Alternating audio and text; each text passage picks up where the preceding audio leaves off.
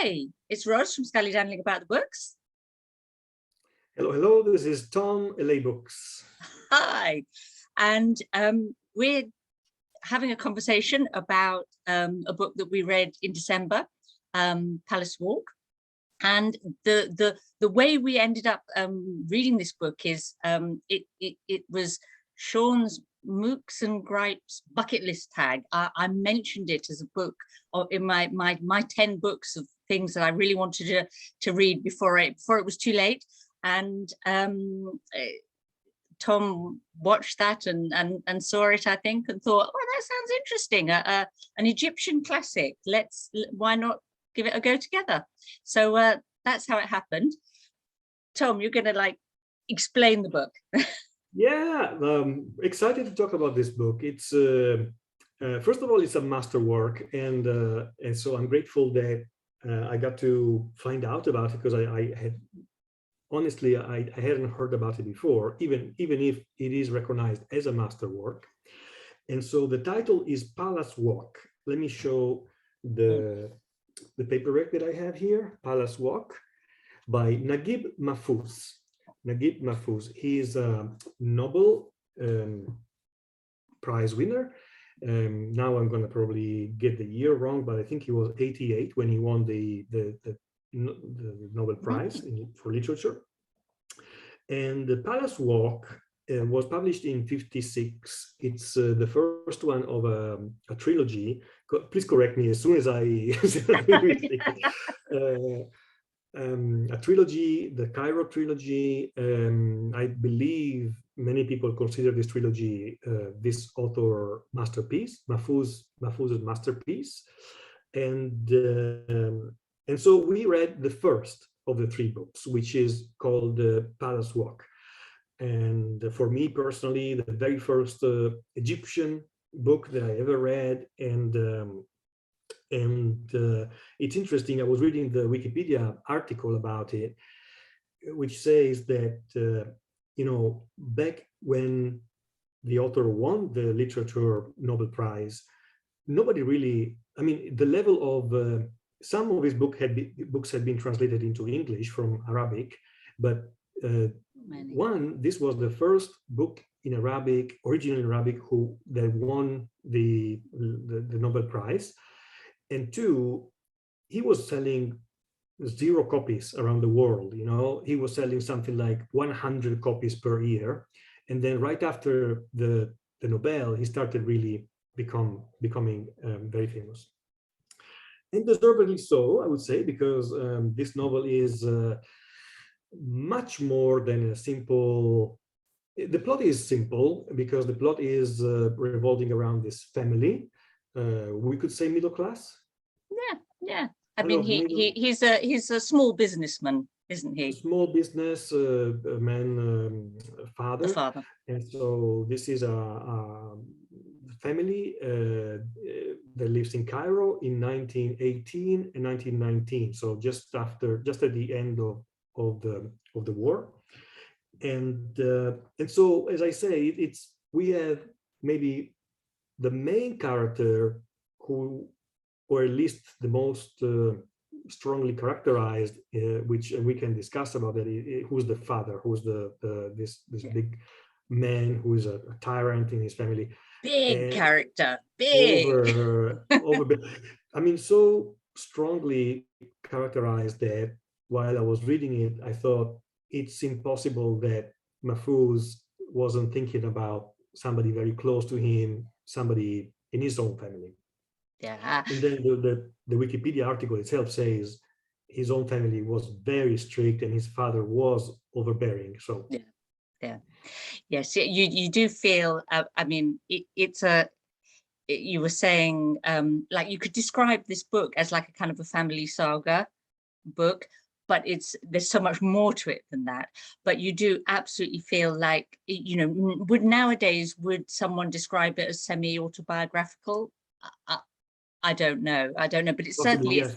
It's in the part of Cairo where he grew up. So part of the joy of the book for me was it really takes you to old Cairo, doesn't it? Oh, yes. The little streets, the houses, the shops, the the mosques, the the madrasas. You're completely placed there in the book, aren't you? Yes, yeah, I remember while we were, that's one of the nice things about buddy reading, that you can send instant messages while we are reading the book. And I remember you were commenting about different things, but kind of your comments were always ending with, oh yeah, but those streets, those descriptions of the streets are the best. And so you really, really enjoyed it, right? Yeah, I did. I did. And I did too. It's, you really get there in such an unfamiliar environment for us, right? Yeah, yeah, yeah, and completely brought to life in the same way. I think I would describe it as a realist novel. Would you think that was a fair description? Yeah. There's nothing, um, although quite dramatic things happen to the family. It's not melodrama. It's not, it is just their lives, isn't it? Yeah, you were actually the first one to kind of notice this while we were reading it, how the author is really good at stepping back Yeah, from and kind of taking, his own self from the narration, from everything that happens, because some strong events take place, but you never feel like he's judging the characters or the events, right? yeah, yeah. I think that's one of my will be one of my abiding memories of this book, is that he describes family relationships and people's behaviors, and some of those behaviors are bad, cruel, immoral, lazy, all kind, but he just sort of accepts and portrays these people as if they're real people with all their flaws and complications, and in a very, non-judgmental way. It doesn't feel like there's a message, it's not like this is how you should feel about this person. It's like, here's this person, just see them, live and breathe. Yes, yeah. You know what? I'm thinking, if somebody hasn't read the book and don't know anything about it, maybe it's difficult to convey how interesting it is just by. I'm trying to think how to describe it, because if we say it's a family saga, which it is, and talks about a family, it's all true. But why is it interesting? It's difficult to really, really say, because at this point, somebody who doesn't know it probably is thinking, it doesn't sound too interesting. but it is. It's actually really, really, really good. Why would you say? Well, I think I think probably three reasons. One is that it's about human beings, and as human beings, we like reading about human beings, and he really gets that right. I believed, you don't have to like characters to enjoy a book, but you have to engage with them, and there has to be some connection in a Yeah. human way, and he absolutely cracks that, doesn't he? Yes. The second thing, I think, reason, and we can talk more about this, is around the context and the setting. I found it really interesting, the not just the description of old Cairo, but the time period was a really interesting one in Egyptian history, because the British had taken control of Egypt because it was during the war, and that sort of clash of cultures between the old Egyptian Ottoman connected sort of system, and then this imposed colonial control by the British and their agents, the Australians. Yeah. So that whole the sort of that context I found really interesting. But the third thing that I found extremely interesting was it's a book of ideas, but it's very subtle how it shares those ideas. It's like about, what does religion mean in people's lives, and what does, culture, and that was the sort of third strand that I found fascinating. Yes. Yeah. Very, very well said. These are actually the reasons that give, the general family narrative, the depth, the Yeah. third dimension. And so it really gets because it's in the crucial historic moment that gives it already importance and meaning. And then maybe, do you think there is a correlation that he wanted to draw between the colonial power and the tyrant in the family? Yeah, Um, absolutely. I think yeah. he's what I thought all the time or once I got into the book, I was thinking this writer is a very clever writer who knows exactly what he's doing, but he does it in a very like subtle way. So I think you're absolutely right. He that sort of comparison between the tyrant in the family and the colonial powers in the city and in the country, but he doesn't knock you over the head with it. You arrive at that thought of, is that, and that's what makes it a masterpiece, doesn't it? Yeah, you can feel the subtlety, you can feel the intelligence behind it. Absolutely. I had the same feeling. And maybe if there's something that catches your emotions quickly and easily, is this overbearing personality, the bullish personality, violent personality, and very dishonest personality of the father, hypocritical at least, of the father. One question I wanted to ask you, and this is maybe potentially, I don't know, where we might have seen the novel under slightly different angles. Have you read the novel? And I don't know how the author intended it, but I think he was raised Muslim and then he continued to be Muslim, although never too rigid, never fundamentalist, etc. But do you think in describing this gigantic character, all the family is terrified of him, etc., he was speaking about a person, an individual, and then relating to historical events as well, or at some level also speaking about his own tradition and Islam and religion, because that's potentially where, from my point of view, I was almost hoping, and maybe by the end of the book, I kind of concluded that he is not really drawing that conclusion. He's not really drawing the parallel between the father and religion. What do you think? Yes, I thought one of the subtleties of the book is that you could, like, the father uses his quite strict interpretation of Islam as a tool of the patriarchy, as a part of how he controls his family. So a kind of a more obvious book would have been about, oh, and isn't this awful, whereas actually in the different members of the family and the surrounding people, he actually shows how important their faith is to them, and what that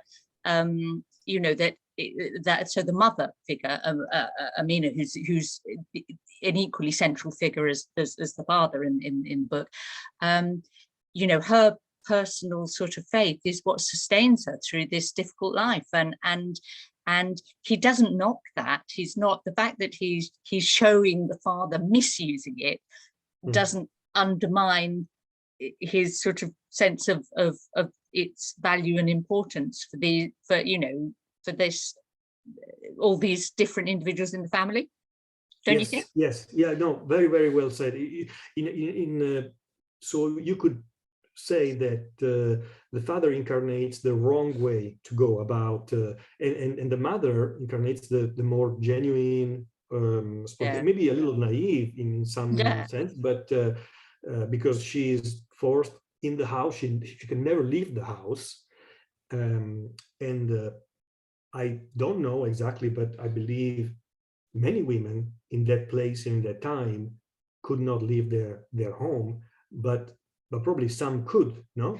And so, and that's actually comes out in the book, doesn't it? That, like, you know, so one of her daughter-in-law is used to being able to go out and do things, you know, and so his way was not the only way in Egypt at that time. Yeah.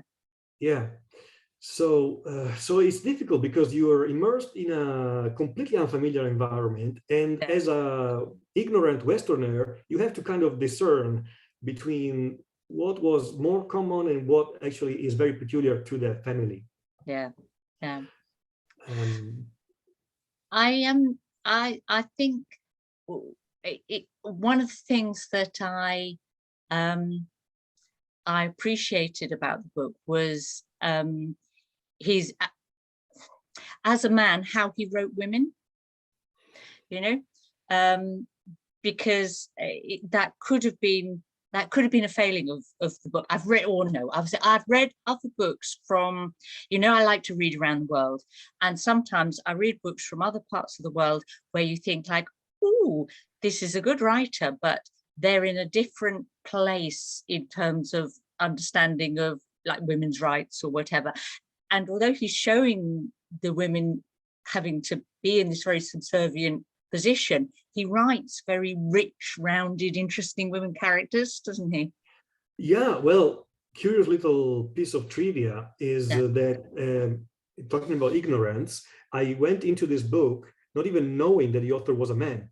So Right. when so when the first chapter starts and he starts by describing the mother, I completely bought into the female perspective narrative. So as a testament of what you're saying, that he Yeah. writes it well from that point of view as well. Yeah. Yeah. What is there anything else that kind of you really enjoyed or appreciated about the book? Yes, something that was really striking, that I personally found striking, is sometimes I tend to think visually about books, and so, for example, as if it was a movie, and when you have, because the chapters are quite short, and they move from different members of the family, perspective by perspective by perspective. Yes. And the way that you almost can even see the seams in between one scene and the other was very striking to me. It's almost like a camera that moves from one little element to the other, and you don't even realize, visually speaking, no? Yeah, I hadn't thought about that, but I now you say it, I know exactly what you mean. Like there's scenes that take place where someone is inside the house looking out through a sort of like balcony, screened in balconies, that they sort of watching what's happening in the street, and you absolutely could see that as a film, couldn't you? It's very cinematic. Or the scenes on the roof, there's like a kind of a garden on the roof of the house, and they can see across the city and see neighbors doing things on their roof and roofs, and yes, now I think Yeah. about it, you're so It's, right. there are some virtuoso directors who do that. They want to do like one take that is 10 minutes long, and I felt like that type of technique when I was trying to imagine the narration. But you know, but then emotionally in the fiction you are transported, I think, naturally and spontaneously, to try and, you know, because you're in front of a victim of abuse. Yeah. And so it's never pleasant. It's not a pleasant sensation, at least for the first half of the book. And we're not talking about terrible, you know, black or white type of abuse, but for the most part is just subtle and more, let's say, more psychological than anything else. Yeah. No. Yeah, domineering and yeah, and bullying is Exactly. the word you So used. Yeah. you have Yeah. the cold description of bullying from different bullying behaviors, and you are kind of witnessing that, and so you're not feeling great at all. You're kind of siding with the rest of the family, siding with the victims of this bullying, and as a reader, you know, emotionally you hate this guy, and you kind of wonder what is going to happen. How can it be that everything seems to go right for him in this type of unbalanced situation? No? Yes.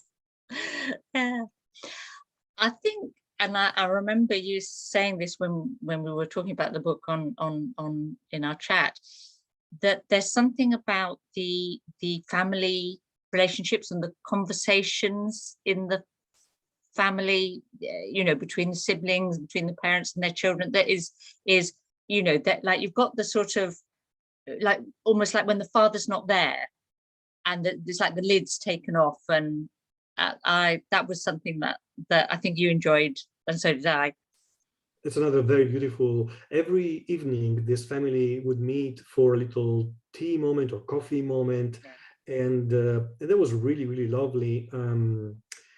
Maybe the best thing at all about the entire novel is the way he describes intimate, familiar moments. Even there is a scene towards the end, in fact, there's just a simple long scene of a familiar warmth, the familiar warmth. He is unbeatable when he describes that, right? Yeah. And I think for people hearing about the book and thinking, would I like to read it? It's like, it's not full of doom and gloom as a book, even though it is about this bullying, domineering, father figure. There's lots of happy moments and humorous moments, and like the youngest son, the antics he gets up to. So there's some moments of high emotion and great distress, but it's balanced out like life, Yes, yes. I think that kind of stands out as the most acute emotional portion of the chapters. But you're right. I wouldn't describe it as a dark novel at all. It's full of brightness. It's full of laughter as well, and different moments, different moments of life with very special depth that sometimes shines. I've read a couple of reviews that were comparing this author to the great 19th century novelists of even Dickens or somebody like that, no? Or Tolstoy comes to mind. Tolstoy. Yeah. No, I really understand how he ended up getting that Nobel Prize. And there was so much more to this book than I anticipated. So yeah, I'm very happy to have read it. Yeah. I'm thinking, we've been talking a while, and we love the book, but we want other people to read it, but we know that people won't listen indefinitely to a book they haven't yet read. So is there any last thing that you might kind of want to share to say, other than read this book, you'll really like it? Yeah, something that could be interesting, like a fun fact, is I read the paperback and also had a chance to rent the audiobook copy from the Los Angeles library, which was great because it was narrated extremely well by the reader, the narrator, who was clearly a kind of Arabic native speaker. So he got every name. And, probably people who are listening to us are wondering why we're not saying any name. There is a reason, because they're difficult names to pronounce. You don't want to get them wrong. There's a lot of Arabic names that are not easy for us. But it's also interesting how, with these unfamiliar names, what happens to our brain, at least I'm talking about my experience, when I read them on paper, my brain will just lazily cling to, for example, the first letter of the name graphically, visually, like an H. And from that moment on, that character is H, that's it. Right. But when I'm listening to the audiobook, it's completely different. Also because the sound of some names are so similar to each other, even if the graphics, the design of the words is very different. Yeah. So it's kind of fun to think about this type of differences. For example, two daughters, one, her name was Aisha, and the other one was Hamida. with an H. But when this Arabic narrator, pronounced the names, they were sounding so similar to each other, to a point that it was almost difficult to distinguish them. While when you read it, it doesn't happen. So we are not part of this world, and that makes it even more interesting to dive in and try to navigate it. Yeah. If one of the reasons we read books from places other than where we live and where we grew up, is to kind of like almost like visit that place or that period, well, this book does that for you, doesn't it? Yeah. Oh, brilliant. Shall we wind up and say goodbye? Absolutely, perfect. Thanks so much for this time, and thank you for making me discover this gem. I don't know how it came out, but I would definitely sell this book and recommend it to anybody. Yes, and sometimes I read books where I think I really enjoyed that book, but I don't know quite who I'd recommend that to. Whereas I feel very confident in warmly recommending this to most readers. It's got something in it for everybody, hasn't it? 5 stars. 5 stars. Oh, absolutely 5 stars. It's going to be one of my books for the year for sure. Yeah. Okay, I'm going to stop recording. So thank you, everyone. Thank you, everyone.